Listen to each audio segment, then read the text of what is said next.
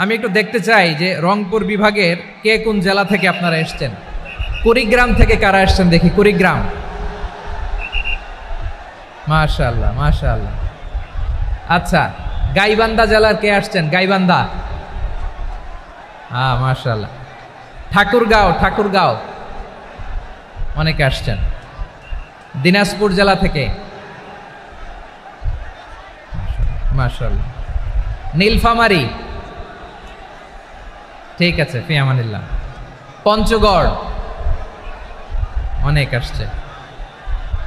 রংপুর, রংপুর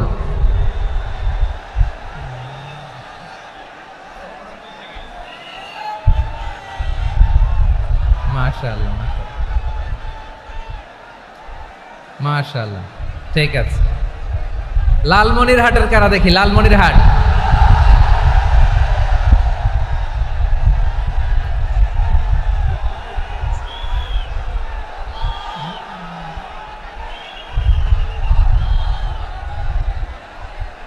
মাশাআল্লাহ মাশাআল্লাহ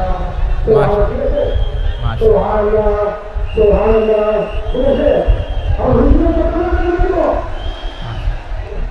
ঠিক আছে ঠিক আছে।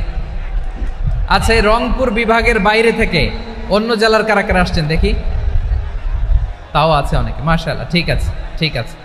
আজকের প্রোগ্রামে উপস্থিত আছেন প্রধান অতিথি হিসেবে অধ্যক্ষ আসাদুল হাবিব দুলু ভাই, সাংগঠনিক সম্পাদক বিএনপি, জাতীয় নির্বাহী কমিটির সভাপতি, জেলা বিএনপি লালমনিরহাট। বিশেষ অতিথি হিসেবে আমাদের অনেক ভাইরা এসছেন, সবাইকে শুকরিয়া জানাই। সভাপতিত্ব করছেন জনাব আব্দুল হাকিম। আইন শৃঙ্খলা বাহিনী, প্রশাসন, ভলান্টিয়ার্স, শুনেছি আমি প্রায় ৫,০০০ ভলান্টিয়ার্স আপনারা নিয়োগ দিয়েছেন। আলহামদুলিল্লাহ আলহামদুলিল্লাহ, অনেক গোছালো প্রোগ্রাম। আমার প্রাণ ঢালা ভালোবাসা জানবেন, আমার হৃদয়ের গহীন থেকে ভালোবাসা নেবেন, শুভেচ্ছা জানবেন সবাই। ঠিক আছে ঠিক আছে। প্রিয় ভাইরা, আমরা আর কাল বিলম্ব না করে মূল আলোচনায় চলে যেতে চাই। আজকে যে টপিকের উপর আমি কথা বলবো, টপিকটা হচ্ছে peaceful coexistence and communal harmony, শান্তিপূর্ণ সহাবস্থান এবং সাম্প্রদায়িক সম্প্রীতি। আমাদের বাংলাদেশে সাম্প্রদায়িক সম্প্রীতি আছে না নাই?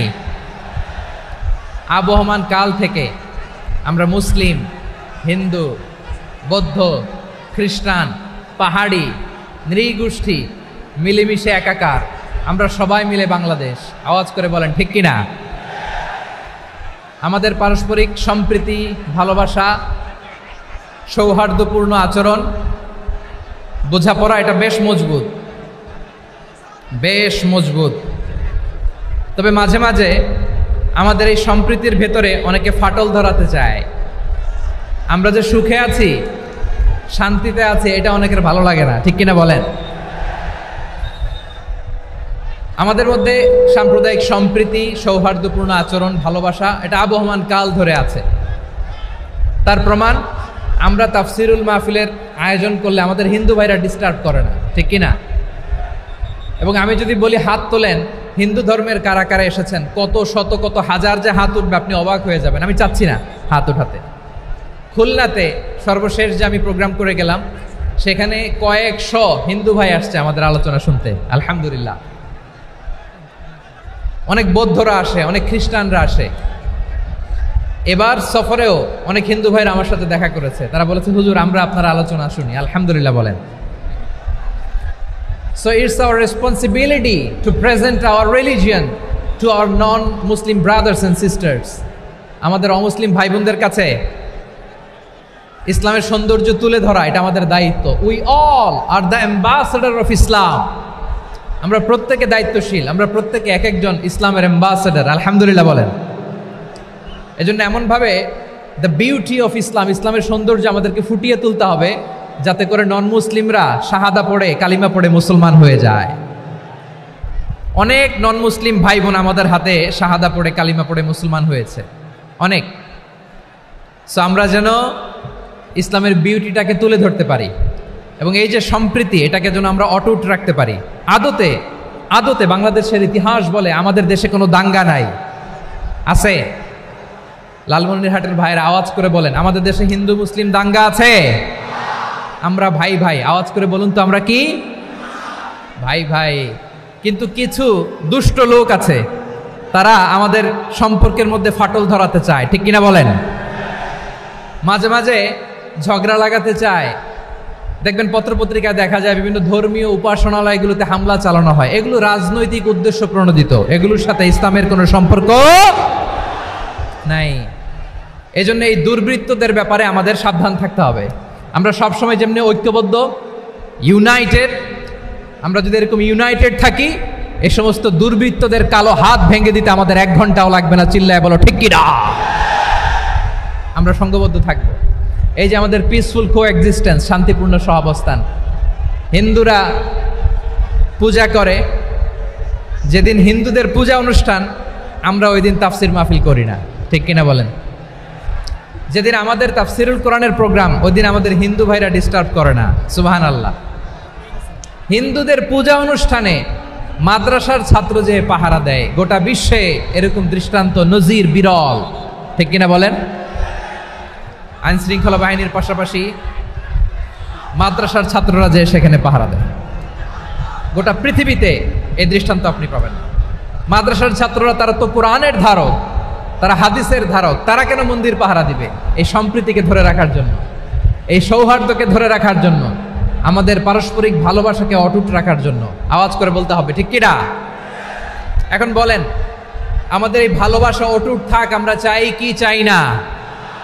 আমরা হিন্দু মুসলিম মিলেমিশে শান্তিপূর্ণ সহাবস্থান, সাম্প্রদায়িক সম্প্রীতি, লালমনিরহাটের ভাইয়ের আওয়াজ করে বলুন, এই সাম্প্রদায়িক সম্প্রীতি আমরা চাই কি চাই না?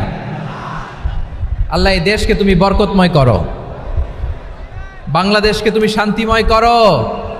আওয়াজ করে সবাই বলেন আমিন। এই জায়গাটাতে সামান্য একটু আওয়াজ হচ্ছিল, এটাও থেমে গেছে। আলহামদুলিল্লাহ, আলহামদুলিল্লাহ। এখন একেবারে everything is in my control. মাশাআল্লাহ। ঠিক আছে, আমি মূল আলোচনায় যাই।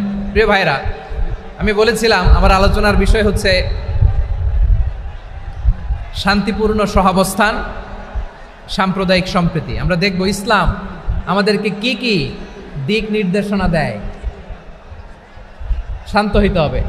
খরগোশের কানের মতো কান দুটো আমার দিকে করে রাখেন। আমি এখনো উঠে যাব, হাত নাড়ায় লাভ নাই, আমি উঠে যাব। তাকায় থাকো আর কান খাড়া, আওয়াজ হবে না। হ্যাঁ, মাশাআল্লাহ, মাশাআল্লাহ, ঠিক আছে। আমরা দেখব যে রাসূল সাল্লাল্লাহু আলাইহি ওয়াসাল্লাম এই পিসফুল কোএক্সিস্টেন্সের জন্য আমাদের কি শিখিয়েছেন, কি কি গাইডলাইন দিয়েছেন। আমরা 1, 2, 3, 4 করে এগুলো আপনাদের সাথে শেয়ার করব। আমি আপনাদের খেদমতে সূরাতুল আনআমের 108 নম্বর আয়াত তেলাওয়াত করেছি। এখানে আল্লাহ রাব্বুল ইজ্জা ওয়াল জালাল তিনি ইরশাদ করছেন, ওয়ালা তাসুব্বুল্লাযীনা ইয়াদউনা মিন দুনিল্লাহি ফায়াসুব্বুল্লাহা আদওয়াম বিগাইরি ইলম কাযালিকা যায়্যান্না লিকুল্লি উম্মাতিন আমালাহুম সুম্মা ইলা রাব্বিহিম মারজিউহুম ফায়ুনাব্বিউহুম বিমা কানু ইয়ামালুন। রব্বুল আলামিন বলেন, গোলাম ও আমার ইমানদার বান্দারা, শোনো শোনো। ও আমার বিশ্বাসী বান্দারা, শোনো শোনো। লা তাসুব্বুল্লাযীনা ইয়াদউনা মিন দুনিল্লাহ ফায়াসুব্বুল্লাহা আদওয়াম বিগাইরি ইলম। ও আমার বিশ্বাসী বান্দারা, যারা আল্লাহকে ব্যতি রেখে, আল্লাহকে বাদ দিয়ে অন্য উপাস্যকে ডাকে, দেবীর পূজা করে, তোমরা খবরদার তাদের গালি দিও না। আওয়াজ করে বলেন, কি দিও না?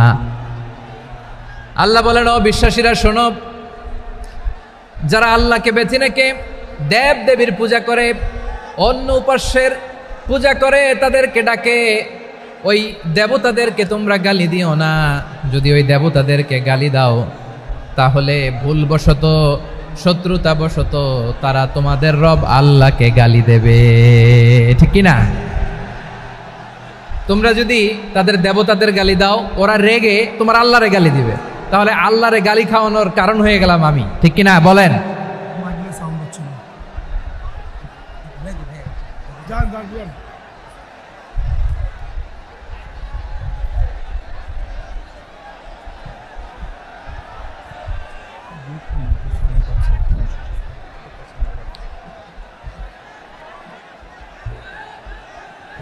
সম্মানিত ভাইয়েরা, এত বিশাল প্রোগ্রাম, মাইকের একটা সেটআপ থাকে, তারগুলো অনেক সময় নড়ে যায়, ধাক্কা ধাক্কিতে ডিসপ্লেস হয়, একটু ঝামেলা হবে।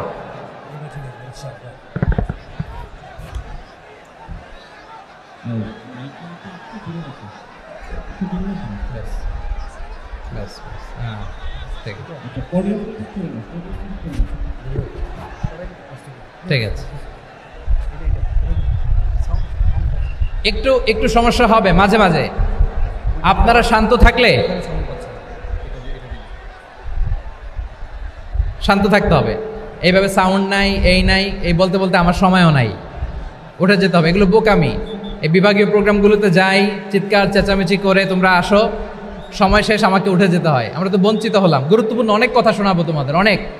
প্রিয় ভাইরা, আপনারা শান্ত হয়ে বসুন, শান্ত হয়ে। রব্বুল আলামিন বলেন, খবরদার বিশ্বাসীরা, আল্লাহ ছাড়া যারা অন্যান্য উপাস্যদেরকে ডাকে, দেবতাদেরকে ডাকে, তাদেরকে তোমরা গালি দিও না। ওই সমস্ত দেবতাদেরকে যদি তোমরা গালি দাও, তাহলে তারা আল্লাহকে গালি দিবে। ঠিক কিনা বলেন? আমরা দেবতাদের গালি দিলে ওরা আল্লাহকে গালি দিবে। রব্বুল আলামিন বলেন, খবরদার দেবতাদেরকে গালি দিও না, তাহলে ওরা তোমার রব আল্লাহরে গালি দেবে। প্রতিটি জাতির জন্য তাদের কাজকে আমি আল্লাহ সুশোভিত করে রেখেছি। তারা সবাই একদিন আমার কাছেই ফিরে আসবে। এরপর আমি রব্বুল আলামিন তাদের আমলনামা তাদেরকে জানিয়ে দেব। সুবহানাল্লাহ পড়ে। প্রিয় ভাইয়েরা, আল্লাহ তাআলা বলেছেন, খবরদার গালি দিও না। আদেশটা কার? আওয়াজ করে বলেন তো। হিন্দুদের দেবতা দেবদেবীদেরকে গালি দেওয়া যাবে না। আওয়াজ করে বলুন প্রিয় ভাইয়েরা, এই আদেশটা কার? এই আপনাদের গলার আওয়াজ। অন্য ধর্মের দেবতাদেরকে যে গালি দেওয়া যাবে না, এই আদেশটা কার? আরো জোরে বলুন, কার? গালি দিবেন কোন দেবতাকে? দিবেন? যদি দেন তাহলে ওরা আল্লাহরে গালি দিবে। তাহলে আল্লাহরে গালি খাওয়াইলো কে? আপনি। ঠিক কিনা বলেন? আমি আল্লাহকে গালি খাওয়ানোর কারণ হলাম। কারণ আমি যদি গালি না দিতাম, ওরা আমার রবকে গালি দিত না। আওয়াজ করে বলেন ঠিক কিনা? তাহলে প্রিয় ভাইয়েরা, ইসলাম আমাদেরকে শিখায়, সূরাতুল আনআমের 108 নম্বর আয়াত থেকে আমরা বুঝলাম, কোনো ধর্মকে ছোট করা যাবে না। অন্য ধর্মকে ছোট করা মানে ইসলামকে ছোট করা। অন্য ধর্মের দেবতাকে গালি দেওয়া মানে আল্লাহকে গালি খাওয়ানো। আওয়াজ করে বলেন ঠিক কিনা? খবরদার, এটা করা যাবে না। আর অন্য ধর্মের দেবতাকে যদি আপনি গালি দেন, ওরা ইসলাম থেকে দূরে সরে যাবে। যাও ইসলামের প্রতি আকৃষ্ট হয়েছিল, আর কোনোদিন ইসলামের ধারে কাছে আসবে না। আওয়াজ করে বলেন ঠিক কিনা? এজন্য কখনো কোনোদিন অন্য ধর্মের দেবতাদেরকে গালি দেওয়া যাবে না। অন্য ধর্মের কোনো দেবতাদেরকে আমরা গালি দিব না, গালি দিব না। বরং ইসলামের beauty, the beauty of Islam, ইসলামের সৌন্দর্যকে আমরা তুলে ধরব। আমরা যদি বিশ্বনবী সাল্লাল্লাহু আলাইহি ওয়াসাল্লামের জীবনের দিকে তাকাই, তাহলে আমি দেখব বিষ্ণু ইসলাম মক্কাতে কিংবা মদিনাতে অন্য ধর্মের লোকদের সাথে খুব পিসফুলি লাইফ লিড করেছেন। হোক মুশরিক, হোক খ্রিস্টান, হোক ইহুদি, বিশ্বনবী সবার সাথে মিলেমিশে ছিলেন। আলহামদুলিল্লাহ বলেন। ইসলাম হচ্ছে peaceful religion.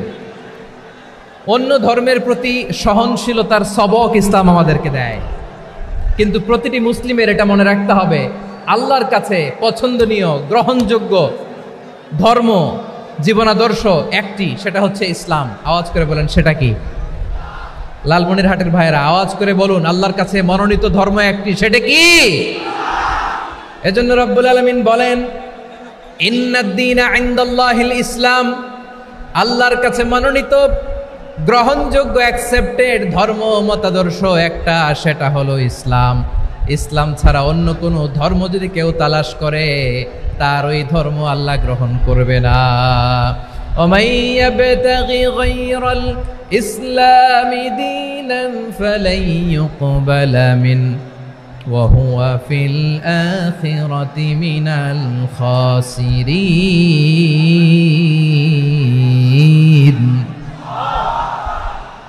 Whoever seek anything except Islam, that won't be accepted from him, and he will be loser in the day of judgment. কিয়ামতের দিন ইসলাম ছাড়া কেউ যদি অন্য কোনো ধর্ম তালাশ করেছে দুনিয়াতে, তার এই মতাদর্শ গ্রহণ করা হবে না। and he will be loser, সে হবে লুজার, ক্ষতিগ্রস্ত, হাই হাই কোম্পানির ম্যানেজার।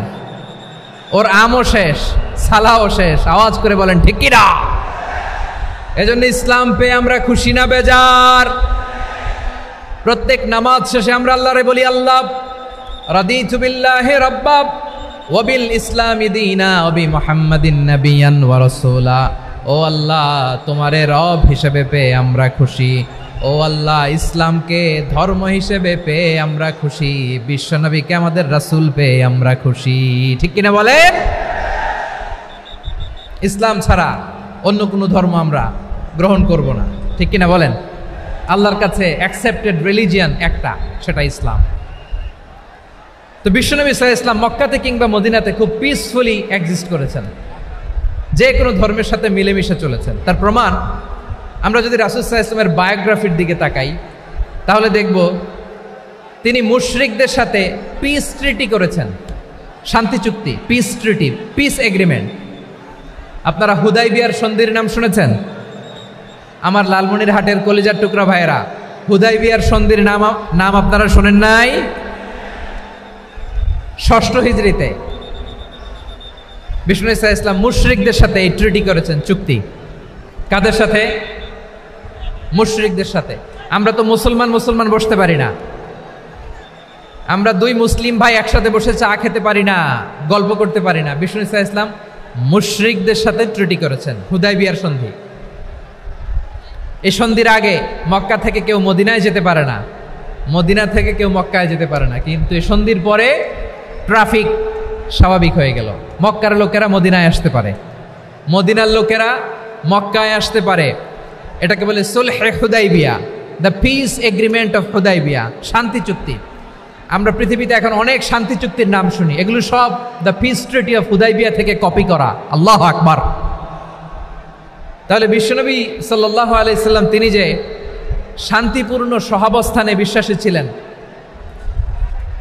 মুসলমানেরা যে অন্য ধর্মের প্রতি সহনশীল, তার প্রমাণ হচ্ছে এই পিস ট্রিটি। শুধু তাই নয়, মাইকের সাউন্ডটা একটু বাড়াই দিতে হবে, খুব দুর্বল, একটু মজবুত করতে হবে, আর একটু ক্লিন করতে হবে, আর সবগুলা জায়গায় সাউন্ড যাচ্ছে কিনা একটু ক্রস চেক করতে হবে। হ্যাঁ, পাবেন দিচ্ছে mic operator, he is trying his level best, দিচ্ছে। মাইক অপারেটর যিনি আছেন, প্রতিটি জায়গায় প্রতিটি সাউন্ড বক্সে যেন আওয়াজ পাওয়া যায়, একটু ক্রস চেক করেন, সাউন্ডটাকে একটু স্ট্রং করে দেন। হ্যাঁ, ঠিক আছে, মাশাআল্লাহ। এদিকে তাকান, এদিকে। মক্কার পার্ট গেল, পিস এগ্রিমেন্ট করলেন, শান্তি চুক্তি। বিষ্ণু ঈসা ইসলাম মদিনায় যে কি করলেন? মদিনায় যে বিষ্ণু ঈসা ইসলাম মদিনা চার্টার করলেন, মদিনা সনদ, সাহিফাতুল মদিনা, এটার বলে মদিনা চার্টার। যে ওয়েস্টে, ইউরোপে, আমেরিকাতে তারা অনেক চার্টার করে, সব চার্টার মদিনা চার্টার থেকে কপি করা। আওয়াজ করে পড়েন সুবহানাল্লাহ। বিষ্ণু ঈসা ইসলাম মদিনায় গেলেন, মদিনাতে মুসলিম, মুশরিক, ইয়াহুদি, এই তিন ধর্মের লোক মিলে সব স্টেক হোল্ডার যারা আছে সবাইকে নিয়ে বিষ্ণু ঈসা ইসলাম মদিনা চার্টার করলেন, মদিনা সনদ। পড়েন সুবহানাল্লাহ। শুধু তাই নয়, মক্কাতে বিশ্বনবী পিস এগ্রিমেন্ট করলেন, শান্তি চুক্তি মুশরিকদের সাথে। মদিনাতে যে বিশ্বনবী মদিনা চার্টার করলেন, মদিনা সনদ করলেন ইহুদিদের সাথে।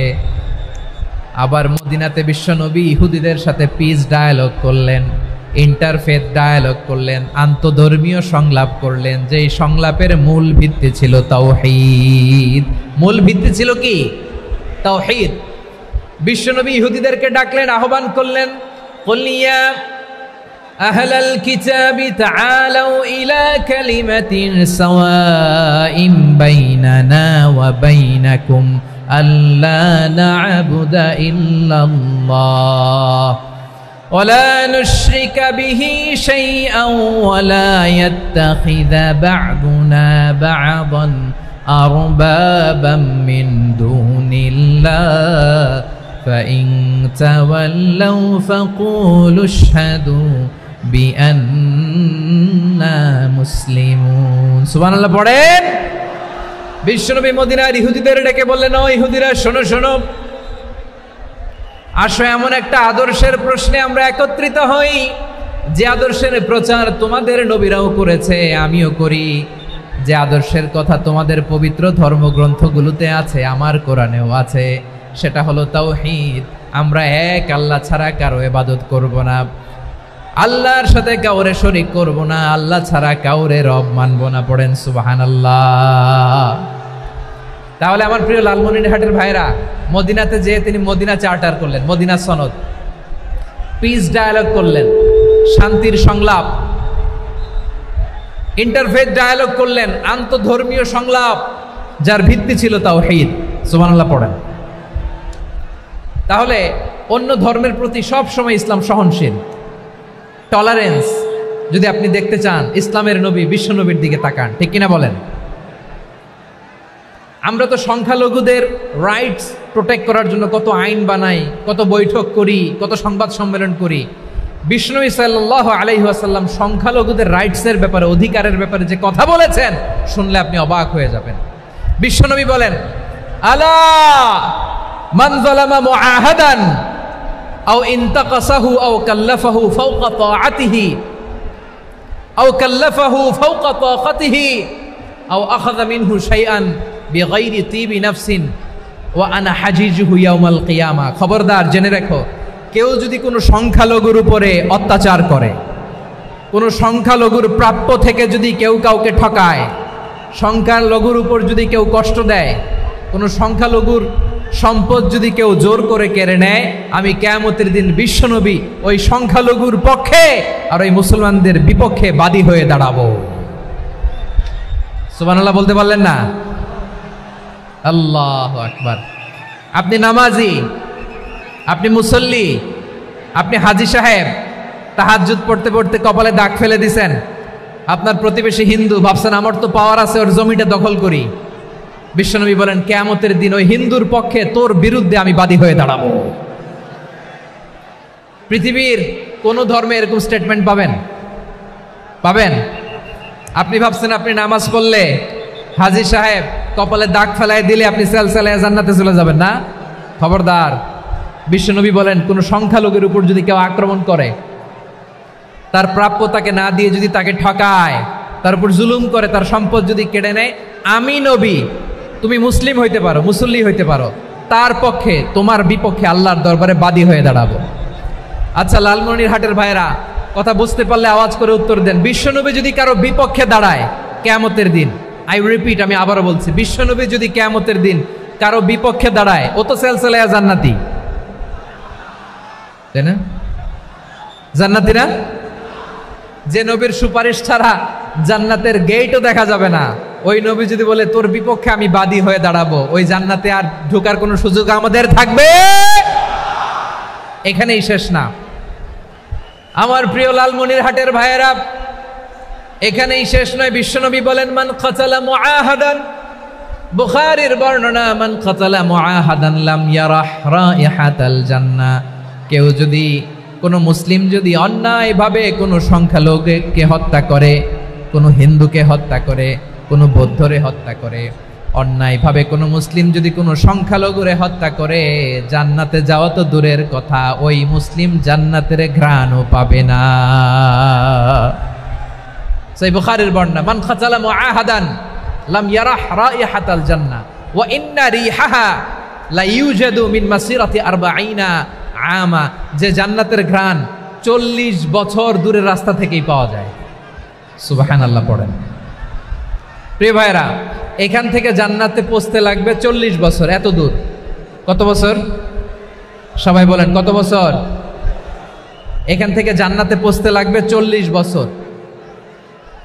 এত দূরে থাকতেই জান্নাতের ঘ্রাণ আপনার নাকে এসে ধাক্কা মারবে। বিশ্বনবী বলেন, যে ব্যক্তি কোনো সংখ্যালঘুকে হত্যা করে, জান্নাতের ঘ্রাণ তো পাবেই, জান্নাতে তো ঢুকতে পারবেই না, জান্নাতের ঘ্রাণও তার নাকে লাগবে না। পড়েন নাউযুবিল্লাহ। তাহলে সংখ্যালঘুদের ব্যাপারে ইসলামে অধিকার দেয়া আছে না নাই? লালমনিরহাটের ভাইয়ের আওয়াজ করে বলেন, আমার সংখ্যালঘু হিন্দু ভাইদের রাইটস, অধিকার আমাদের ইসলামে প্রোটেক্টেড আছে না নাই? এখানেই শেষ না। বিষ্ণু ইসলাম আপনার অমুসলিম প্রতিবেশীর সাথে ভালো আচরণ করতে বলেছে। আমাদের হয় না এটা মুসলিম পাড়া, ওটা বৌদ্ধ পাড়া, হয় না? অনেক সময় হয় না এটা আমাদের মুসলিম পাড়া, ওইটা হিন্দু পাড়া, এরকম আছে না নাই? লালমনিরহাটে নাই না? আছে? হিন্দু যদি আপনার প্রতিবেশী হয় কি করবেন? ওর কষ্ট দিবেন নাকি? কেন, ও তো হিন্দু, ও তো আমার আল্লাহরে ডাকে না, ওরে কষ্ট দিলে জায়েজ হবে না? খবরদার। বিষ্ণু ঈসা ইসলাম বলেন, মান কানা ইউমিনু বিল্লাহ ওয়াল ইয়াউমিল আখির ফালিউকরিম জারাহ, যে আল্লাহ বিশ্বাস করে আর আখিরাতে বিশ্বাস করে সে যেন প্রতিবেশীর সাথে ভালো আচরণ করে। সুবহানাল্লাহ। কলিজা জুড়ায় যায় না আমার নবীর কথাগুলো শুনলে? যে আল্লাহ বিশ্বাস করে, যে আখিরাতে বিশ্বাস করে সে যেন প্রতিবেশীর সাথে ভালো আচরণ করে। এখানে বলছে মুসলিম প্রতিবেশী বলছে, নামাজি প্রতিবেশী বলছে, আল্লাহওয়ালা প্রতিবেশী বলছে না। প্রতিবেশী আস্তিক হোক নাস্তিক হোক, প্রতিবেশী মুমিন হোক মুশরিক হোক, প্রতিবেশী হইলেই তার সাথে ভালো আচরণের দরকার আছে না নাই? আমার প্রিয় লালমনিরহাটের ভাইয়েরা, বিষ্ণু ঈসা ইসলাম ওনার ইহুদি প্রতিবেশীদের দেখাশোনা করতেন। আওয়াজ না শোনা যাক, আমারও তো দেখা যায়, আমারও তো দেখা যায়। তাকায় থাকেন, তাকায় থাকলে সওয়াব হবে। কোরআনের কথা যেখান থেকে হয় এদিকে তাকায় থাকলেই বরকত। তাকায় থাকেন। জি জি, মাইক, আমি তার মাইক ঠিক করতে আসি না এদিকে, এই মাইক ঠিক করব, ওই মাইক ঠিক করব, ওদিকে পাইলট বলবে হুজুর চলে আসেন। জি বসুন বসুন, মাশাআল্লাহ। হ্যাঁ, খুব শান্ত, ঠিক আছে। পুলিশ ভাইরা না খেয়ে দিনরাত আপনারা যাতে সুশৃঙ্খল একটা প্রোগ্রাম উপহার পান এটাই চেষ্টা করতেছে, আপনাদেরকে কষ্ট দিতে আসে নাই, একটু একটু সহযোগিতা করেন। জি মাশাআল্লাহ, হ্যাঁ ঠিক আছে। আমার প্রিয় ভাইরা, প্রতিবেশী আস্তিক হোক নাস্তিক হোক, মুসলিম হোক হিন্দু হোক, তার সাথে ভালো আচরণ করতে হবে। বিষ্ণু ঈসা ইসলাম ওনার ইহুদি প্রতিবেশীর বাসায় যেতেন। কোন প্রতিবেশী? ইহুদি। আওয়াজ করে বলেন, কোন প্রতিবেশী? ইহুদি। এক ইহুদি কিশোর বিষ্ণু ঈসা ইসলামের খেদমত করতে, ইহুদি ছেলে আমার নবীর খেদমত করতো, তারা ছিল নবীর প্রতিবেশী। তো অনেক দিন হয় ইহুদি ছেলেটা আসে না। বিষ্ণুনবী খোঁজ দিলেন, ঘটনা কি? একটা ইহুদি ছেলে না আমার খেদমতে আসতো, ছেলেটা কই? খোঁজ নিয়ে জানলেন ছেলেটা অসুস্থ। বিষ্ণু ঈসা ইসলাম ওই ইহুদির বাড়িতে চলে গেলেন ওই ছেলেটাকে দেখা করার জন্য, ভিজিট করার জন্য। সুবহানাল্লাহ পড়বেন না? গেলেন, যে দেখে ইহুদি ছেলেটা মুমূর্ষ, জান জান যায় যায় ভাব, বিছানায় পড়ে আছে, তার বাবা দাঁড়ানো। বিশ্বনবী তার মাথার পাশে বসলেন, মাথায় হাত বুলিয়ে দিলেন, আর ছেলেটাকে বললেন আসলিম, হে ইহুদি ছেলে আসলিম, ইসলাম ধর্ম গ্রহণ করো।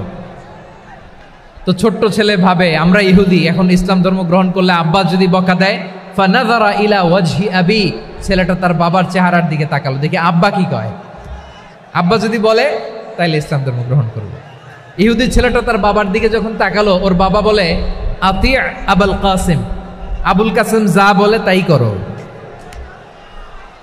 আবুল কাসিম হচ্ছে বিষ্ণু ঈসা ইসলামের একটা কুনিয়াত, উপনাম। আমার রাসূলের বড় ছেলের নাম ছিল কাসেম। যেমন দেখবেন আমাদের এলাকায় কারো ছেলের বড় ছেলের নাম যদি হয় আব্দুল্লাহ, এরা আব্দুল্লাহর বাপ বলে ডাকে। কারো বড় মেয়ের নাম যদি হয় ফাতেমা, এরা কি ডাকে? ফাতেমার বাপ বলে না? তো বিষ্ণু ঈসা ইসলামের বড় ছেলের নাম ছিল কাসেম। ইহুদি বাবা বলল আতি আবুল কাসেম, আবুল কাসেম যা বলে তাই শোনো, মানে মোহাম্মদ যা বলে তাই শোনো।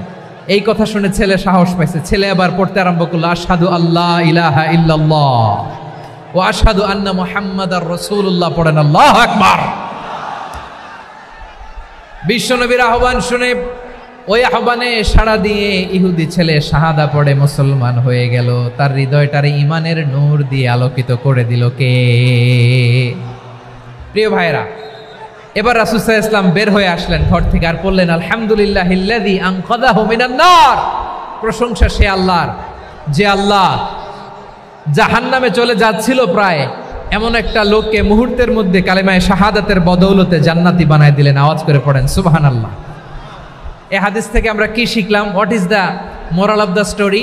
এক নম্বর স্টোরি হলো, প্রতিবেশী ইহুদি হোক হিন্দু হোক, যাবেন, সুসম্পর্ক রাখবেন, উপহার দিবেন, বিপদে পাশে দাঁড়াবেন, তাইলেই তো আপনাদের প্রতি, মুসলমানদের প্রতি তারা আকৃষ্ট হবে, ঠিক কিনা বলেন?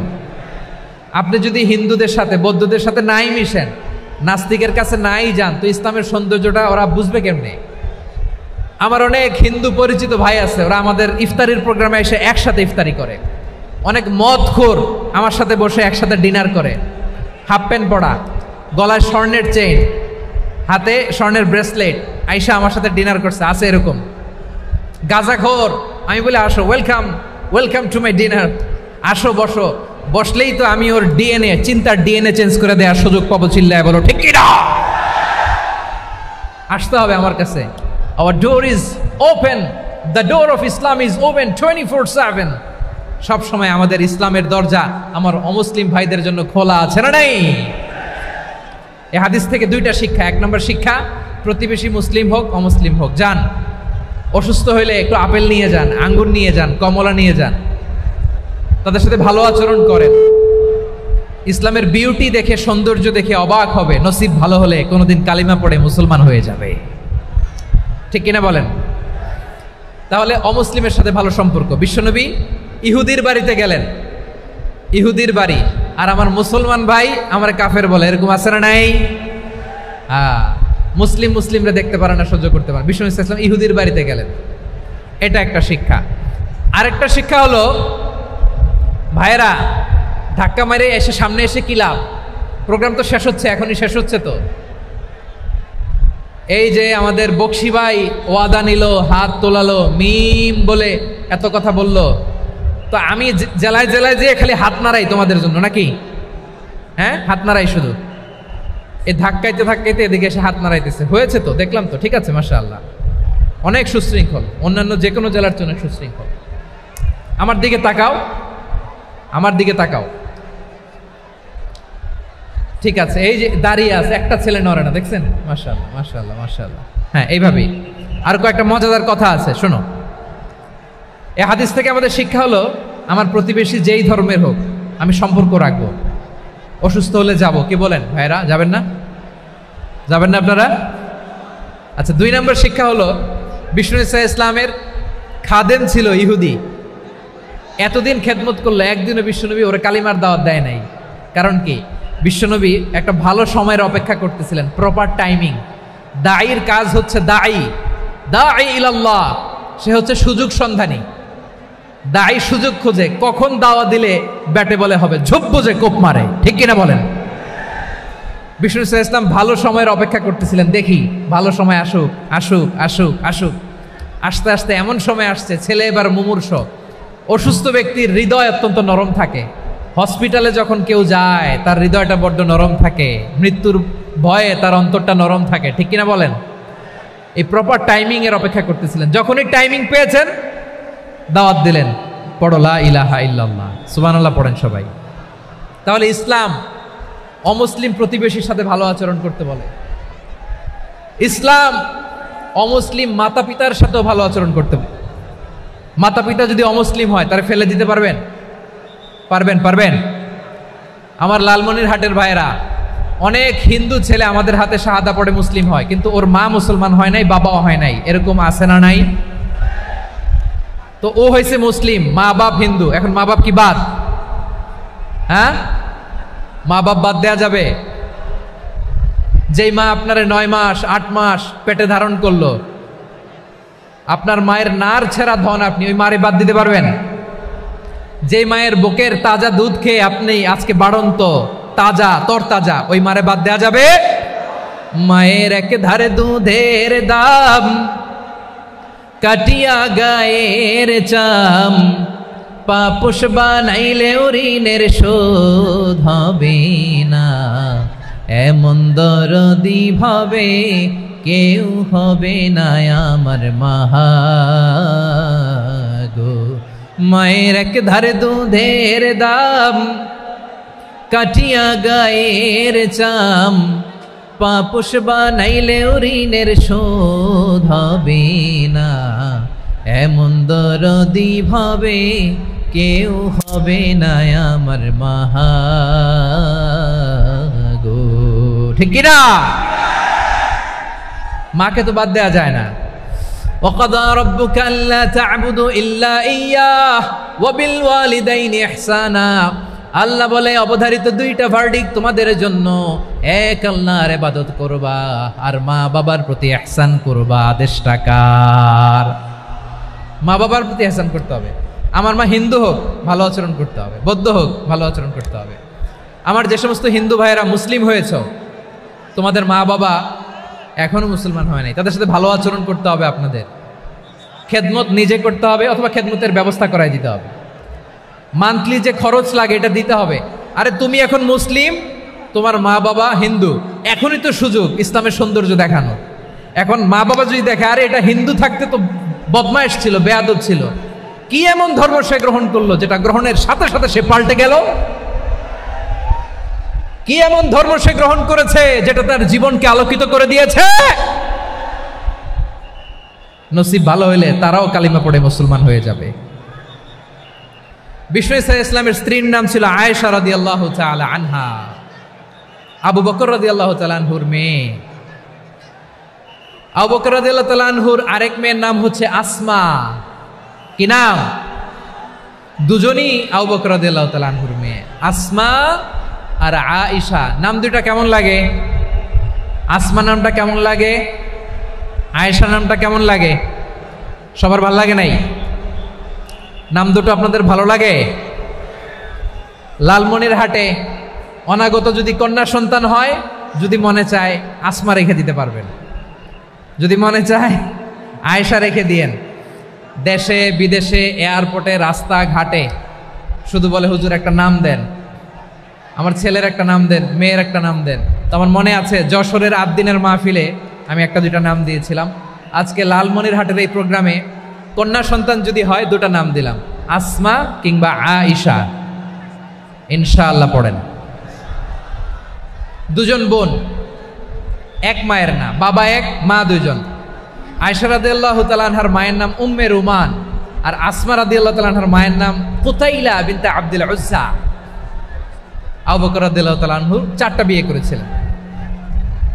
তো একই ঘটনা ঘটেছে এই ফ্যামিলিতে। আসমা ইসলাম ধর্ম গ্রহণ করে মুসলিমা, কিন্তু তার মা কুতাইলা মুশরিকা।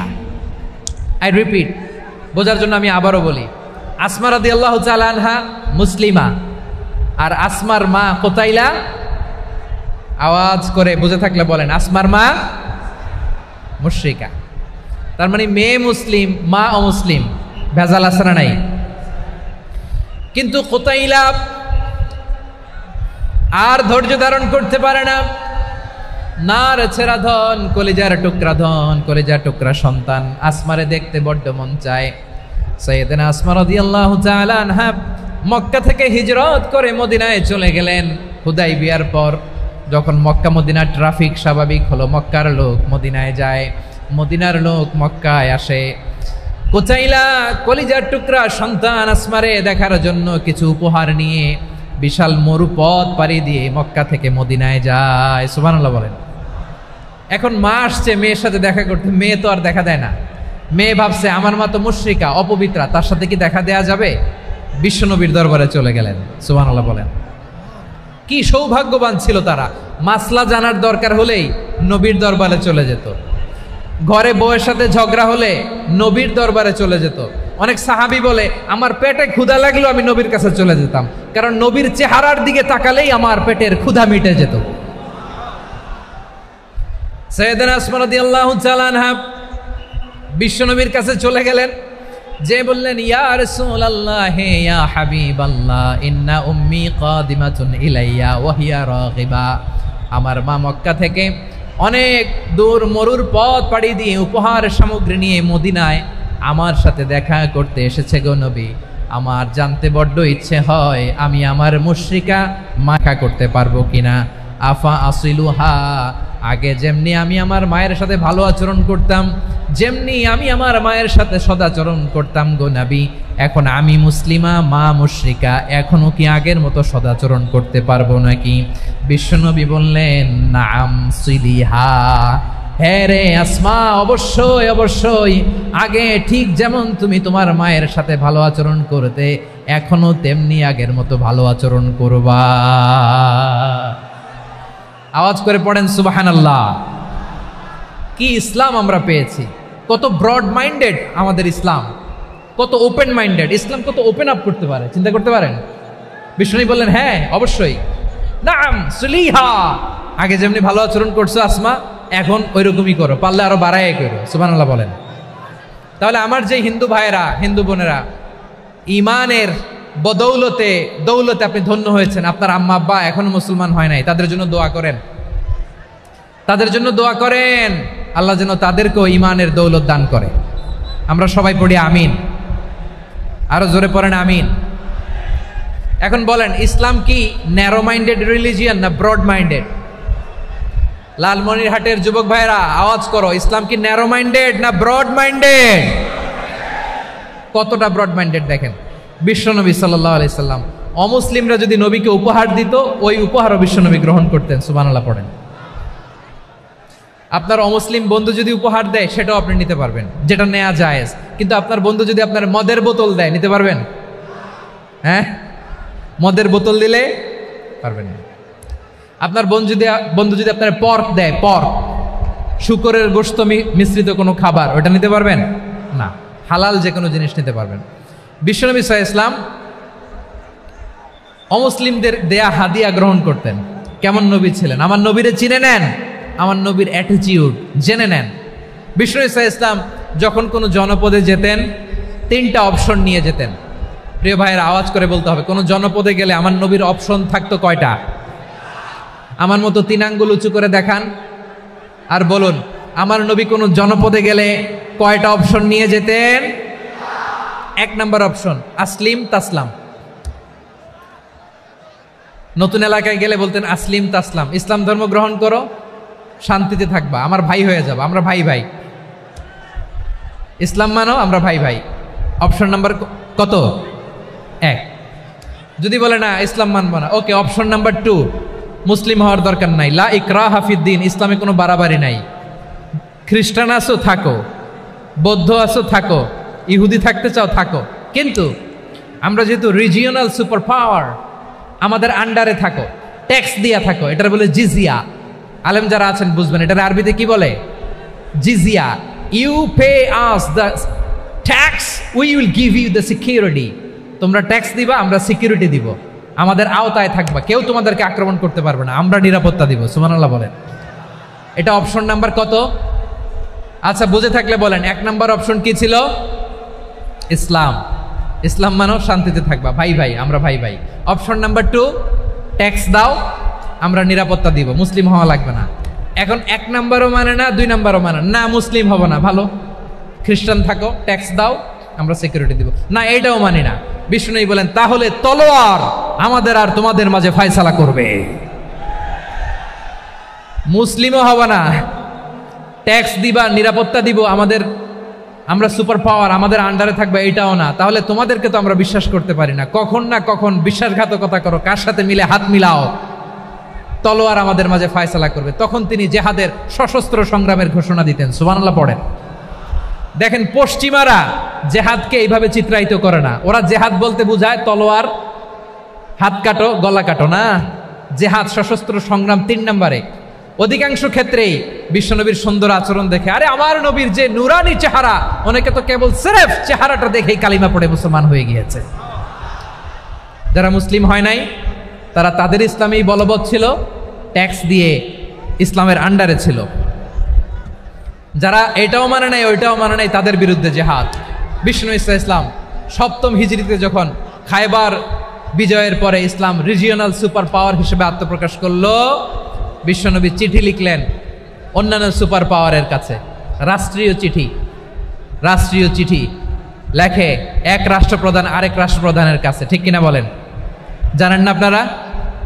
এই যে 24-এর ছাত্র নাগরিক অভ্যুত্থানে, এই অভ্যুত্থান যখন শুরু হয়, আমি তখন সাউথ আফ্রিকাতে, একটা স্ট্যাটাস দিয়েছিলাম, কোটা নয়, গোটা দেশ সংস্কার করা লাগবে।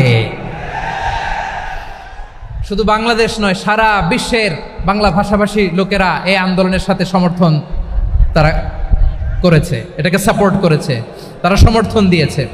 আমাদের ইউনাইটেড আরব আমিরাতের বাংলাদেশি ভাইয়েরা, তারা সেখানে রাস্তায় নেমে এসেছিল, জানেন?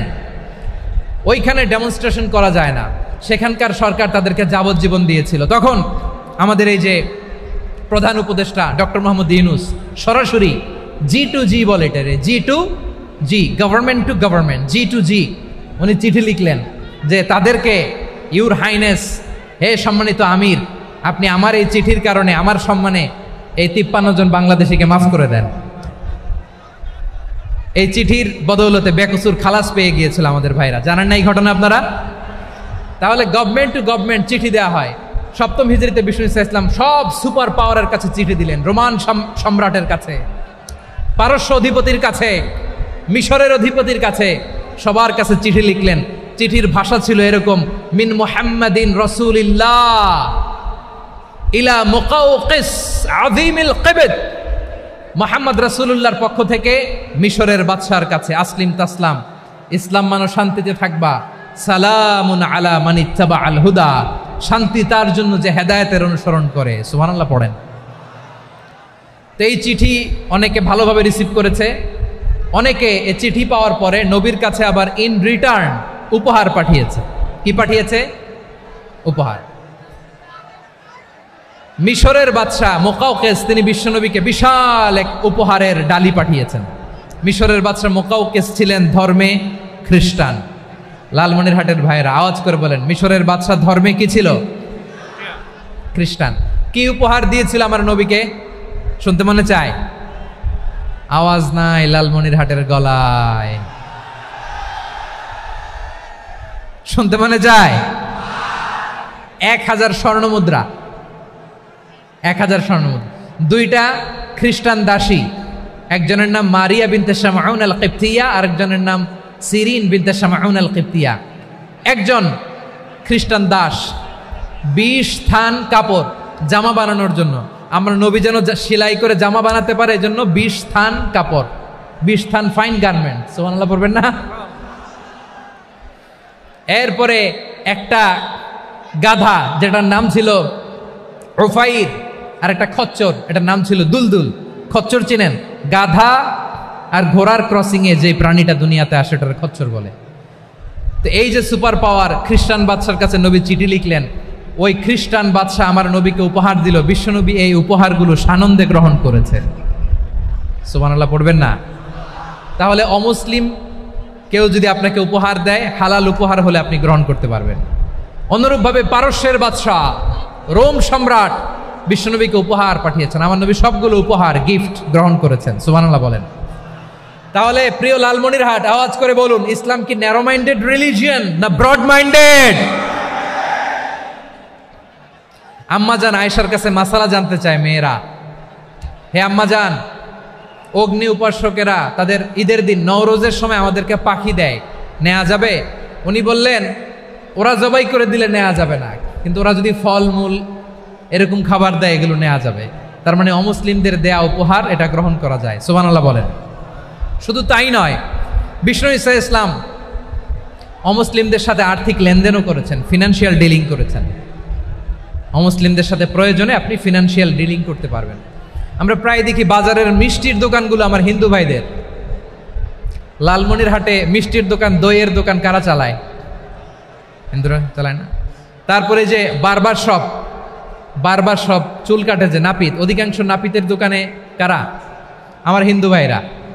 তা আপনি চুল কাটতে পারবেন কিনা? পারবেন কিনা বলেন? পারবেন। তার দোকান থেকে দই মিষ্টি কিনতে পারবেন কিনা? হ্যাঁ, আমার মুসলিম ভাইয়ের দোকান থাকলে ওইটারে আমি বেশি প্রায়োরিটি দিব, ঠিক কিনা? কিন্তু যদি তাদের সার্ভিস নিতে চান, প্রোডাক্ট নিতে চান, পারবেন। তার দলিল সহিহ বুখারী, আম্মা জান আয়েশা রাদিয়াল্লাহু তাআলা আনহা বলেন, ইশতারা রাসূলুল্লাহ সাল্লাল্লাহু আলাইহি ওয়াসাল্লাম মিন ইয়াহুদিয়িন তুআমান ওয়া রাহানাহু দিরআহু মিন হাদিদ। রাসূল সাল্লাল্লাহু আলাইহি ওয়াসাল্লাম এক ইহুদির কাছ থেকে, কার কাছ থেকে? সবাই বলে নাই কার কাছ থেকে? আমার নবী, পেয়ারা নবী এক ইহুদির কাছ থেকে জব কিনেছিল। জব, বার্লি, যেটা দিয়ে রুটি বানায়।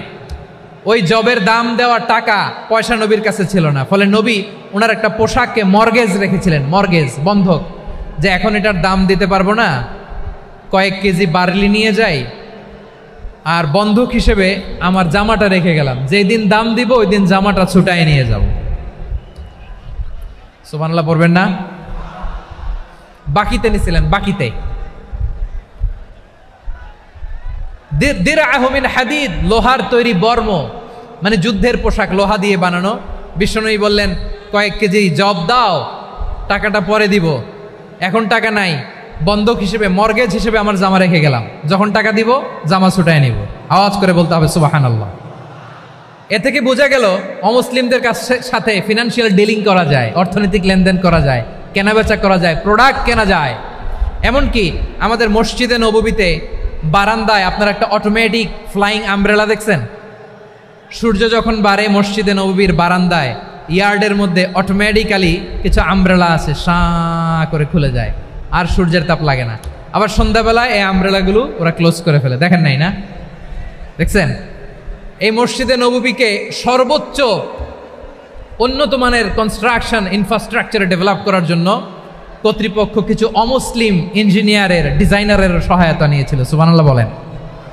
কোন দলিলের ভিত্তিতে? এই দলিলের ভিত্তিতে যে বিষ্ণু ঈসা ইসলাম অমুসলিমদের সাথেও লেনদেন করেছেন। আওয়াজ করে বলতে হবে আল্লাহু আকবার। শুধু তাই নয়, ইন কেস অফ ইমার্জেন্সি, প্রয়োজনে ইসলামের খাতিরে ইসলামকে সামনের দিকে এগিয়ে নিয়ে যাওয়ার জন্য অমুসলিমদের সাপোর্ট নেওয়া জায়েজ আছে। সুবহানাল্লাহ বলেন। অমুসলিমদের সাপোর্ট নেয়া, তাদের থেকে অর্থ নেয়া, পলিটিক্যাল সাপোর্ট, পলিটিক্যাল অ্যাসাইলাম নেওয়া জায়েজ আছে। আমাদের অনেক বিশ্ববরেণ্য দায়ীরা আমেরিকায় অস্থায়ীভাবে অ্যাসাইলাম নিয়ে থাকে, নিজের দেশে গেলে ফাঁসিতে ঝুলাই দিবে। যুগ যুগ ধরে দায়ীদের উপরে এরকম অত্যাচার আর নির্যাতন আছে না নাই? মিশরের অনেক দায়ীরা পাশ্চাত্যে যেয়ে থাকে। এই যে তারা পলিটিক্যাল অ্যাসাইলাম নিয়ে থাকে, রাজনৈতিক আশ্রয়, এটা জায়েজ আছে না? এটা যে জায়েজ আছে তার প্রমাণ স্বয়ং বিশ্বনবী সাল্লাল্লাহু আলাইহি ওয়াসাল্লাম পলিটিক্যাল সাপোর্ট নিয়েছিলেন অমুসলিমদের কাছ থেকে। সুবহানাল্লাহ বলেন। খুব মজাদার একটা ঘটনা শুনবেন। আপনাদের আগ্রহ দেখে তো মনে হয় না শোনার ইচ্ছা আছে। আছে আছে, গলায় জোর আছে। লিল্লাহি তাকবীর, লিল্লাহি তাকবীর, নারে তাকবীর। মাশাআল্লাহ।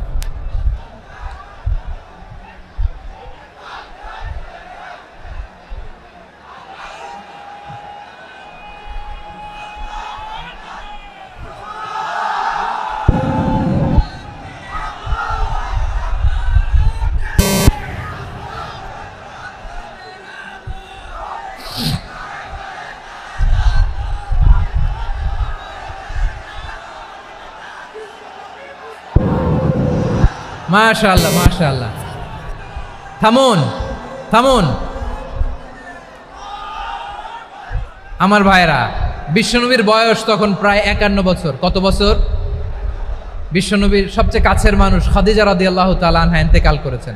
বিশ্বনবী বড্ড কষ্ট পেলেন, হৃদয়টা ভেঙে খান খান। যিনি ঘরের ভেতরে বিশ্বনবীকে সান্ত্বনা দিতেন, ভালোবাসা দিতেন, বাইরে গেলে কুরাইশরা বকাঝকা করে, অত্যাচার করে, কিন্তু আম্মাজান খাদিজা রাদিয়াল্লাহু তাআলা আনহা ঘরটারে এমন শান্তির নীড় বানায় রেখেছেন, এই ঘরের ভিতরে ঢুকলে বিশ্বনবীর কলিজাটা ঠান্ডা হয়ে যেত। এজন্য রব্বুল আলামিন বলেন, খাদিজা, ও আমার বান্দি খাদিজা, জান্নাতে এমন স্পেশাল একটা ঘর আমি তোমার জন্য রেডি করে রেখেছি। ওই ঘরের মধ্যে কোনো আওয়াজ নাই, ওই ঘরের মধ্যে কোনো নয়েজ নাই, ওই ঘরে কোনো বিশৃঙ্খলা নাই। কারণ মক্কার জমিনে আমার নবী কুরাইশদের বিশৃঙ্খলা, নয়েজ আর ঝামেলাগুলোকে উপেক্ষা করে যখন তোমার ঘরের ভিতরে ঢুকতো, ঘরটারে তুমি শান্তির নীড়, ঠান্ডা, নীরব, নিস্তব্ধ, নিঝুম আর শান্তির নীড় বানিয়ে রেখেছ। এজন্য জান্নাতে স্পেশাল একটা শান্তির নীড় আমি তোমারে উপহার দেব। ওই প্রিয়তমা স্ত্রী খাদিজা ইন্তেকাল করলেন, বিশ্বনবীর হৃদয় ভেঙে খান খান। আবার ওনার চাচা আবু তালেব ইন্তেকাল করলেন, যিনি পলিটিক্যাল শেল্টার দিতেন নবীকে। কে দিতেন? আবু তালেবের ভয়ে, বিশ্বনবীর এই চাচার ভয়ে কোনো মুশরিক নবীর গায়ে হাত দেওয়ার সাহস পায় নাই। এখন স্ত্রীও নাই, চাচাও নাই, নবীকে আশ্রয় দেওয়ার কেউ নাই। নবীর চারদিকে অন্ধকার। নবী এখন কই যাবেন? আমার পেয়ারা নবী নতুন স্টেশন খুঁজতেছেন, নতুন দাওয়াতি প্ল্যাটফর্ম খুঁজতেছেন। তিনি যায়েদ বিন হারেসা রাদিয়াল্লাহু তাআলা আনহুকে নিয়ে মক্কার পাশের একটা নেইবরিং সিটি তায়েফে চলে গেলেন। কোথায় চলে গেলেন? লালমনিরহাটের ভাইয়ের আওয়াজ করে বলেন, কোথায় গেলেন? তায়েফে চলে গেলেন দিনের দাওয়াত দেওয়ার জন্য। কি দেওয়ার জন্য? নাকি জমি কিনতে গেছিলেন? জমি কিনতে? দুনিয়ার যশ খ্যাতির জন্য? নিজের কোনো লাভের জন্য? তায়েফবাসীদেরকে জাহান্নামের আগুন থেকে বাঁচানোর জন্য। আওয়াজ করে বলতে হবে ঠিক কিনা? বিশ্বনবী বিশাল মরুপথ পাহাড়ি পথ পাড়ি দিয়ে তায়েফের মরুজমিনে গেলেন কোরআনের দাওয়াত নিয়ে, ইমানের দাওয়াত নিয়ে। কিন্তু তায়েফের লোকেরা বিশ্বনবীর দাওয়াতকে শুধু প্রত্যাখ্যান করেই থামে নাই, তারা বিশ্বনবীর সাথে অত্যন্ত খারাপ আচরণ করেছে, বিশ্বনবীকে শারীরিকভাবে হেনস্থা করেছে, আমার নবীকে শারীরিকভাবে অত্যাচার করেছে, আমার পেয়ারা নবীর গায়ে পাথর মেরেছে, বিশ্বনবীর গা বেয়ে ঝরঝর করে রক্ত ঝরেছে, নবী জামিনের মধ্যে লুটিয়ে পড়েছেন, আবার মেরেছে, আবার নবী হাঁটতে শুরু করলেন, পেছন থেকে আবার মেরেছে, আবার নবী রক্তাক্ত হয়ে জামিনের মধ্যে লুটিয়ে পড়লেন, আবার মেরেছে। বিশ্বনবীর মতো এত সুশ্রী মানব, বিশ্বনবীর মতো এত শুভ্র মানব, বিশ্বনবীর মতো এমন চমৎকার দেহাবয়ব দিয়ে রব্বুল আলামিন কাউকে বানান নাই।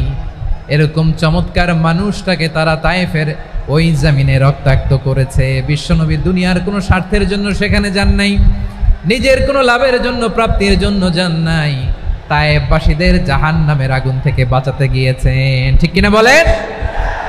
খেয়ে না খেয়ে দিন প্রচারের কাজে নিজেকে দিয়েছ বিলিয়ে, তায়েফের কাফিরেরা চিনল না সে আলো, দুষ্ট ছেলেদের পিছু দিল লেলিয়ে, পাথরের আঘাতে ক্ষত বিক্ষত হয়ে সারা শরীর থেকে রক্ত ঝরে।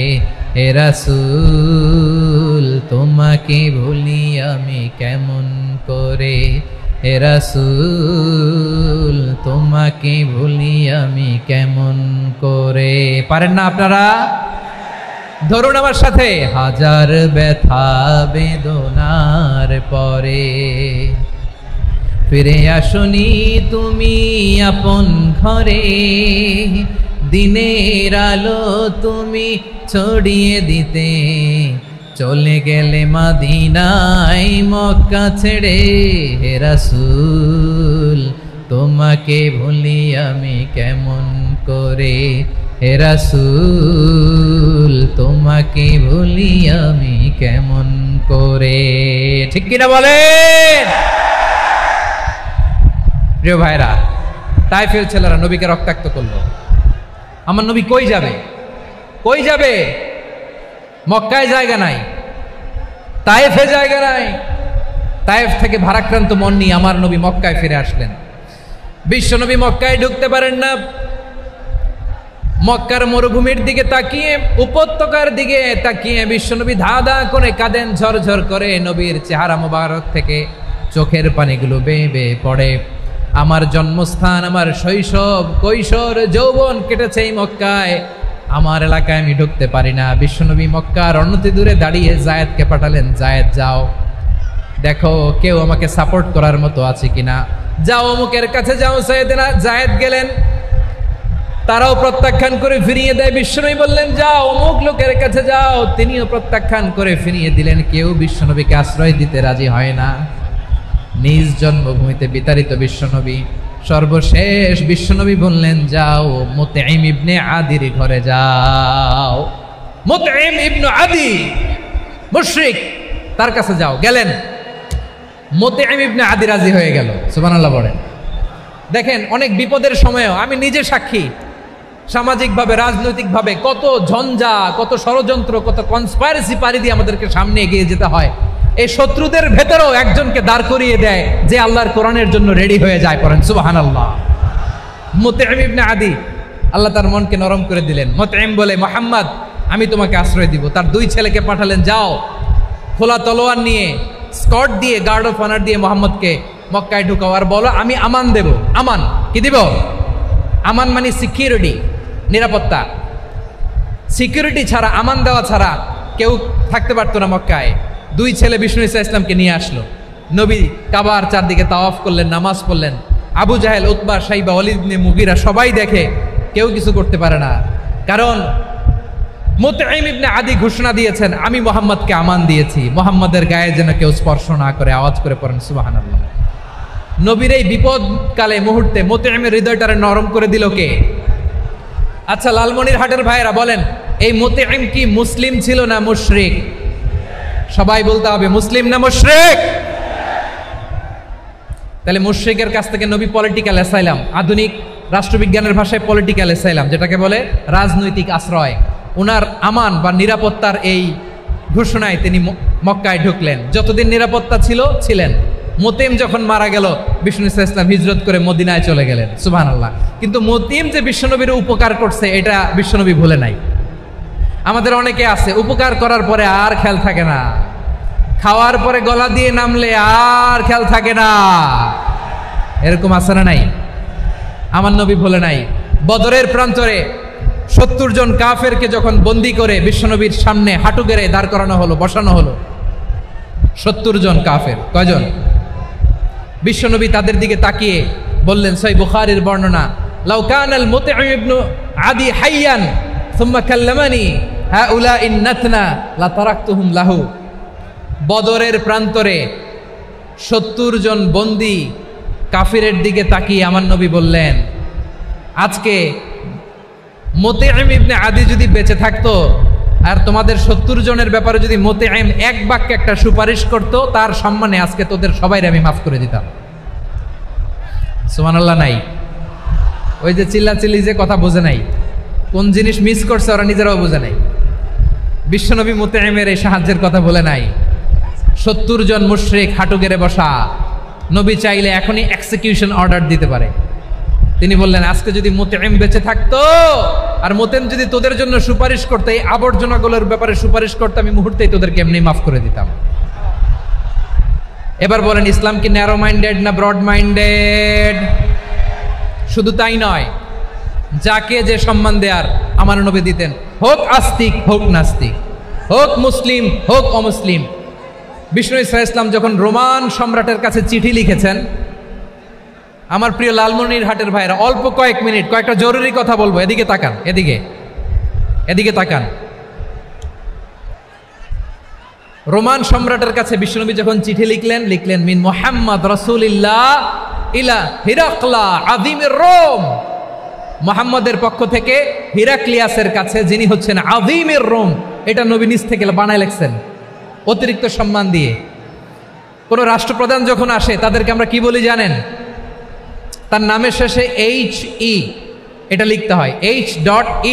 মানে হিজ এক্সেলেন্সি। কি লেখে? হিজ এক্সেলেন্টি, অথবা ইউর হাইনেস, ইউর ম্যাজেস্টি। দেখেন, বিশ্বনবী সাল্লাল্লাহু আলাইহি ওয়াসাল্লাম সব নবীদেরও নবী, তিনি একজন মুশরিক খ্রিস্টান সম্রাট রোমান সম্রাটের কাছে চিঠি লিখতে যায়, লিখতেছে ইলা হিরাকলা আযীমির রোম, হিরাক্লিয়াসের কাছে আমার চিঠি, যিনি রোমের আযীম, হিজ হাইনেস, মানে রোমের অনেক সম্মানিত এক বাহাদুর। আওয়াজ করে বলেন সুবহানাল্লাহ। তার মানে যাকে যে সম্মান দেয়ার এটা বিশ্বনবী দিতেন। এমনকি যে ইহুদিরা ভালো ছিল, এই ইহুদিদেরও প্রশংসা করেছেন বিশ্বনবী মুহাম্মদুর রাসূলুল্লাহ সাল্লাল্লাহু আলাইহি ওয়াসাল্লাম। এক ইহুদির প্রশংসা করেছেন বিশ্বনবী। ইহুদির কার? আমি তো আমার ভাইয়ের প্রশংসা করি না, আমি তো এক আলেম আরেক আলেমরে স্পেস দেই না, আমি তো এক দায়ী আরেক দায়ীর সাথে বসতে চাই না। আমার নবী ইহুদির প্রশংসা করে। কার প্রশংসা? ওই ইহুদির নাম ছিল মুখাইরিক। সিরাত গ্রন্থ ঘাটলে পাবেন। তিনি বলেছেন, মুখাইরিক খাইরু ইয়াহুদ, Mukhairiq is the best of the Jews. জুইশদের মধ্যে সে সবচেয়ে ভালো। কেন প্রশংসা করলেন তার? এর কারণ মদিনা চার্টারে কথা ছিল সব ধর্মের মুসলিম, মুশরিক, ইহুদিরা মিলে মদিনাকে রক্ষা করবে। কিন্তু 3য় হিজরিতে যখন উহুদের যুদ্ধ শুরু হলো, সবার কথা ছিল যেই আক্রমণ করে আমরা মদিনাকে বাঁচাবো। কোন শহরকে বাঁচাবো? মদিনাকে। কিন্তু কুরাইশরা যখন অ্যাটাক করলো, ইহুদিরা আর আসে না, ইহুদিরা আর বেরোয় না। বিষ্ণু বললেন, ওহে ইহুদিরা, তোমরা না চুক্তি করলে আমার সাথে যে মদিনা বাঁচাতে সবাই ঝাঁপিয়ে পড়বো, আসো। একটা ইহুদিও বেরোয় না, কেউ আসে নাই সেদিন, একজন ছাড়া। তার নাম মুখাইরেক। তার নাম কি? মুখাইরেক বাহাদুরের মতো ঘোড়সাওয়ার হয়ে বেরিয়ে গেলেন এবং বললেন, গোটা ইহুদি সাম্রাজ্যের একজনও যদি না আসে, আমি মুখাইরেককে কেউ ঘরে আটকে রাখতে পারবে না। বেরিয়ে আসলেন, এসে বললেন, আমি মুহাম্মদের পক্ষে যুদ্ধ করব। আমি মারা গেলে আমার সম্পদ আমার উত্তরাধিকারীরা পাবে না, আমার সম্পদ তোমরা মুহাম্মদকে দিয়ে দিবা। সুবহানাল্লাহ বলেন। উহুদের ময়দানে 70 জন মুসলমান শহীদ হলো। এই ইহুদি সেও মুসলমানের পক্ষে যুদ্ধ করে নিহত হলো। সুবহানাল্লাহ বলেন। মুসলিমদের লাশ যখন নিয়ে আসা হলো, এই মুখাইরিকের লাশও নিয়ে আসা হলো। মুসলিমদের লাশের পাশে মুখাইরিকের লাশ দেখে বিশ্বনবী মুখাইরিকের প্রতি অনেক খুশি হলেন। আর বিশ্বনবী খুশি হয়ে বললেন, মুখাইরিক খয়রু ইয়াহুদ, মুখাইরিক যদিও তুমি ইহুদি, তারপরেও তুমি সব ইহুদিদের মধ্যে সেরা ইহুদি। পড়েন সুবহানাল্লাহ। আমার নবী ইহুদিকেও সম্মান দিতে কার্পণ্য করে নাই। আওয়াজ করে বলেন আল্লাহু আকবার। প্রিয় ভাইরা, এবার সর্বশেষ আওয়াজ করে বলেন, ইসলাম কি ন্যারো মাইন্ডেড নাকি ব্রড মাইন্ডেড? সবাই বলেন ন্যারো মাইন্ডেড না ব্রড মাইন্ডেড? এজন্য অমুসলিম হইলেই তারা আমাদের শত্রু নয়। শত্রু কারা? এই লালমনিরহাটের ভাইয়েরা শোনেন, শত্রু কারা? যে সমস্ত অমুসলিম আমাদেরকে নিশ্চিহ্ন করে দিতে চায়,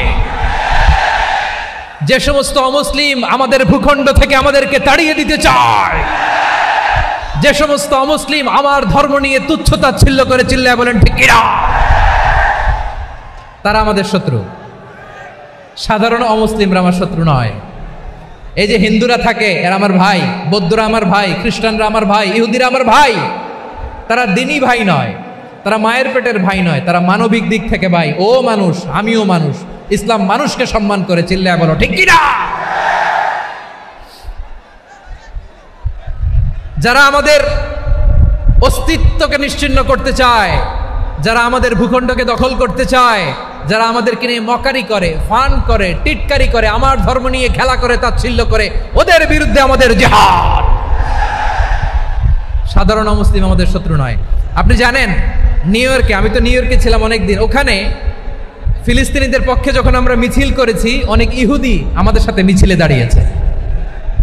কারণ ওরাও জানে এই ভূখণ্ড ফিলিস্তিনিদের ভূখণ্ড। আওয়াজ করে বলো লালমনিরহাট ঠিক কিনা। ইসরায়েলের রাজধানী খোদ তেল আবিবে অনেক ইহুদিরা বেঞ্জামিন নেতানিয়াহু তার বিরুদ্ধে মিছিল করেছে। তো তারা কি আমাদের শত্রু? না। অনেক খ্রিস্টান আমাদের সাথে আমাদের স্বার্থ রক্ষায় আমাদের পাশে দাঁড়িয়েছে। খেয়াল রাখবেন, হিন্দু আর হিন্দুত্ববাদ এক নয়, ইহুদি ধর্ম আর জায়নিজম এক নয়। জায়নিজমের বিরুদ্ধে আমাদের সংগ্রাম, আমাদের জিহাদ, চিল্লায় বলেন ঠিক কিনা। এই যে ফিলিস্তিনের ভাইয়েরা, তারা তাদের স্বাধীনতা সংগ্রামের জন্য লড়াই করছে, করে যাচ্ছে, আমরা এটাকে সমর্থন জানাই, চিল্লায় বলো ঠিক কিনা। কাশ্মীরের ভাইয়েরা স্বাধীনতার জন্য সংগ্রাম করছে, আমরা সেই সংগ্রামকে সমর্থন জানাই, আওয়াজ করে বলো ঠিক কিনা। যারাই আমাদের ইসলামকে নিশ্চিহ্ন করতে চায় তাদের বিরুদ্ধে আমাদের সংগ্রাম, আওয়াজ করে বলতে হবে ঠিক কিনা। ওই সমস্ত দুর্বৃত্তদের সাথে আমাদের কোনো সম্পর্ক নাই। আমরা যদি ঐক্যবদ্ধ থাকতে পারি, ওই দুর্বৃত্তরা চান্স পাবে না। আমরা ঐক্যবদ্ধ থাকতে রাজি আছি। লালমনিরহাটের ভাইয়েরা, আমরা ঐক্যবদ্ধ থাকলে ওই দুর্বৃত্তদের কালো হাত ভেঙে দিতে আমাদের সময় লাগবে না।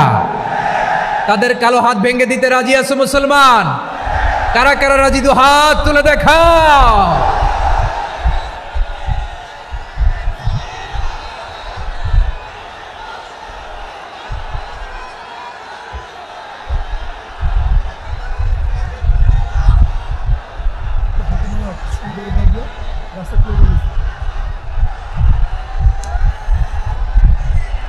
আমার প্রাণ প্রিয় লালমনিরহাটের ভাইয়েরা, শত্রু কাফের আর অশত্রু কাফেরের মধ্যে পার্থক্য আছে না নাই? আবু তালেবও মুশরিক, আবু জাহেলও মুশরিক, কিন্তু দুই মুশরিকে পার্থক্য আছে না নাই? আবু তালেব নবীর চাচা, মুশরিক, মারা গিয়েছে মুশরিক অবস্থায়, কিন্তু আজীবন আমার নবীকে আগলে রেখেছে, আমার নবীকে সাপোর্ট করেছে, ভালোবেসেছে। আবু জাহেলও মুশরিক, মারা গিয়েছে মুশরিক হিসেবে, আজীবন আমার নবীর বিরুদ্ধাচরণ করেছে। আবু জাহেলের শক্তি, সামর্থ্য, স্ট্র্যাটেজি, প্ল্যান সব আমার নবীর বিরুদ্ধে ছিল। এই আবু জাহেলের কারণে একটা দিন শান্তিতে আমার নবী মক্কায় ঘুমাতে পারে নাই, চিল্লায় বলেন ঠিক কিনা। এজন্য রব্বুল আলামিন বলেন, লা ইয়ানহাকুমুল্লাহু আনিল্লাযীনা লাম ইউকাতিলুকুম ফিদ-দীনি ওয়া লাম ইখরিজুকুম মিন দিয়ারিকুম আন তাবাররুহুম ওয়া তুকসিতু ইলাইহিম ইন্নাল্লাহা ইউহিব্বুল মুকসিতিন। আল্লাহ বলে, গোলামেরা শোনো শোনো, যে সমস্ত অমুসলিম তোমাদের সাথে ধর্মযুদ্ধে লিপ্ত হয় না, তোমাদের বিরুদ্ধে যে সমস্ত অমুসলিম অস্ত্র ধরে না, যে সমস্ত অমুসলিম তোমাদেরকে তোমাদের জন্মস্থান থেকে ভূখণ্ড থেকে তাড়িয়ে দেয় না, তাদের সাথে ভালো আচরণ করতে আমি আল্লাহ নিষেধ করি নাই। তাদের সাথে সদাচরণে কোনো নিষেধাজ্ঞা নাই, বরং তাদের সাথে সদাচরণ করো, এটাই আমি আল্লাহ চাই। তাহলে আমার যে অমুসলিমরা আমাদের সাথে শত্রুতা করে না, তুচ্ছতাচ্ছিল্য করে না, আমাদের ভূমি থেকে আমাদেরকে উচ্ছেদ করতে চায় না, আমাদের বিরুদ্ধে অস্ত্র ধরে না, ওই অমুসলিম ভাইদের সাথে আমাদের কোনো দ্বন্দ্ব আছে? কোনো বিরোধ আছে? বরং আছে ভালোবাসা। বরং আছে কি? এই ভালোবাসা দিয়েই আমরা বিশ্ব জয় করবো। রাজি আছো মুসলমান? আমাদের পুঁজি ভালোবাসা। আমাদের পুঁজি কি? এবার আওয়াজ করে বলেন আমার এই পুরো আলোচনা থেকে, the religious coexistence, peaceful coexistence, শান্তিপূর্ণ সহাবস্থান, কমিউনাল হারমোনি, এই সাম্প্রদায়িক সম্প্রীতি, এই আলোচনা থেকে কি বুঝলেন? ইসলাম কি ন্যারো মাইন্ডেড না ব্রড মাইন্ডেড? এই ব্রড মাইন্ডেড হৃদয় নিয়ে ভালোবাসা দিয়ে আমরা বিশ্ব জয় করতে চাই। রাজি আছেন? আল্লাহ কবুল করুক। আমরা সবাই পড়ি আমিন। লালমনিরহাটের জেলা স্টেডিয়ামে আমার প্রিয় মায়েরা, বোনেরা, আপনাদের জন্য একটা হাদিস বলে শেষ করব। বিশ্বনবী বলেন, আমার মায়েরা খেয়াল করে শুনুন, বিশ্বনবী আপনাদের উদ্দেশ্য করে বলেন, আল মারআতু ইযা সাল্লাত খামসাহা ওয়া সামাত শাহরাহা হাফিজাত ফুরুজাহা আতাআত বা'লাহা ফালতাদখুল মিন আইয়ি আবওয়াবিল জান্নাতি শাআত। বিশ্বনবী বলেন, ও রমণীরা, ও নারীরা, যে সমস্ত নারী এই 4টা কাজ করবে, এই 4টা কাজের গ্যারান্টি দিবে, তাদেরকে জান্নাতের 8টা দরজার গ্যারান্টি দেয়া হবে। কি 4টা কাজ? 1 নম্বর, আল মারআতু ইযা সাল্লাত খামসাহা, যে নারী 5 ওয়াক্ত নামাজ পড়ে। কি করে? জেলা স্টেডিয়ামে অবস্থানরত আমার নারীরা, বোনেরা, বিশ্বনবী আপনাদেরকে 4টা কাজের কথা বলেছেন, খুব বেশি না। 4টা করলে 8 জান্নাতের দরজা সব খোলা। কোনটা দিয়ে যাবেন? যেটা দিয়ে মনে চায়। 1 নম্বর 5 ওয়াক্ত নামাজ। আমার বোনেরা জোহরের নামাজ পড়তে পড়তে এটা আসরে নিয়ে যায়, আসর পড়তে পড়তে এটা মাগরিবে নিয়ে যায়। এরকম আসরা নাই? লালমনিরহাটে হয়তো নাই। আমার বোনেরা এটা করবেন না।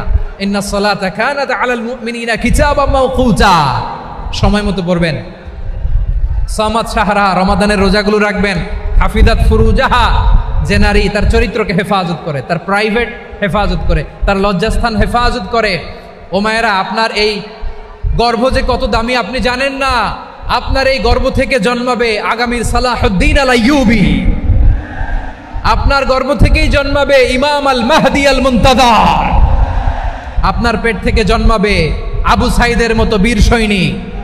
আপনার পেট থেকে জন্মাবে মুগ্ধের মতো বীর মুজাহিদ।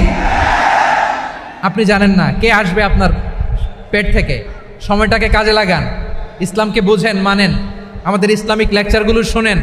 আমরা যে বার্তাগুলো, ইনস্ট্রাকশনগুলো, দিক নির্দেশনাগুলো আপনাদের খেদমতে রাখি, এগুলো মেনে চলুন। আপনিই পারেন আপনার ঘরটাকে জান্নাতের টুকরা বানাতে। একটা family, it's a very big institution and you are the MD, the managing director of this institution. চিল্লায় বলেন ঠিক কিনা? চাইলেই পারেন ঘরটারে জান্নাতের টুকরা বানাতে। 5 ওয়াক্ত সালাত, রমাদানের রোজা, নিজের চরিত্রের হেফাজত, ও আতাআত বা'লাহা, স্বামীর আনুগত্য। এটাতে অনেকে ভুল করে থাকে। হায় রে আমার বোনেরা, স্বামীর আনুগত্যকে এটা নিজের অপমান মনে করবেন না। আপনার স্বামী আপনার সবচেয়ে বড় গার্ডিয়ান, তিনি আপনার সবচেয়ে ভালো চায়। নারী কখনো গার্ডিয়ানশিপের বাইরে থাকতে পারে না। হয় আপনি বাবার গার্ডিয়ানশিপের ভেতরে, বাপ না থাকলে ভাই আপনার গার্ডিয়ান, ভাই না থাকলে চাচা গার্ডিয়ান, বিয়ের পরে আপনার স্বামী আপনার গার্ডিয়ান। শরিয়া সম্মত স্বামীর আদেশগুলো আপনি মেনে চলবেন, কিন্তু শরিয়া বিরুদ্ধ কোনো আদেশ মানতে আপনি বাধ্য নয়। আওয়াজ করে বলুন সবাই ঠিক কিনা? এই 4টা কাজ যদি কোনো নারী করে, বিশ্বনবী বলেন জান্নাতের 8টা দরজা খোলা। তোমার যেটা দিয়ে মনে চায় সেটা দিয়ে জান্নাতে তুমি এন্ট্রি নিতে পারবা। আমরা এখানে লালমনিরহাটের সোহরাওয়ার্দী ময়দানে আজকে যেমন একত্রিত হতে পারলাম, আল্লাহর জান্নাতেও যেন একত্রিত হতে পারে। আল্লাহ তুমি তৌফিক দান করো। আল্লাহ আমার এই কলিজার টুকরা যুবক ভাইদেরকে তুমি ওমরে ফারুকের মতো কবুল করো। জেলা স্টেডিয়ামে অবস্থানরত আমার মা বোনদেরকে তুমি ফাতেমার মতো, খাদিজার মতো কবুল করো। আমাদের কলিজার টুকরা সন্তানদেরকে তুমি সালাউদ্দিন আল আইয়ুবীর মতো কবুল করো। এই যে ইসলামিক সোসাইটি লালমনিরহাটকে আল্লাহ তুমি কবুল করো। আল্লাহ যে কথাগুলো বললাম এগুলো প্রথমে আমাকে, আমার সব ভাইদেরকে আমল করার তৌফিক দান করো।